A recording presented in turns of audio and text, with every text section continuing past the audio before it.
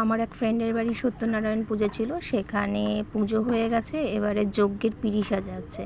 তো প্রথমে সেখানে বালি দিয়ে বালিটাকে ভালো করে লেপে নিল, নিয়ে এবারে ঠাকুরমশাই এর উপরে কিছু একটা আঁকছে, দিয়ে আঁকা কমপ্লিট হয়ে গেছে।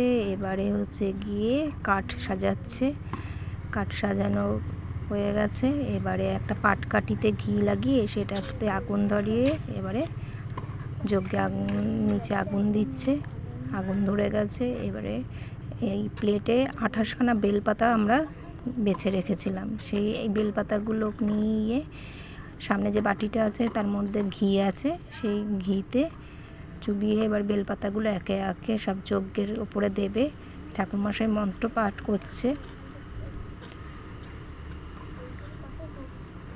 যজ্ঞের আগুন ধরে গেছে খুব ভালো মতন।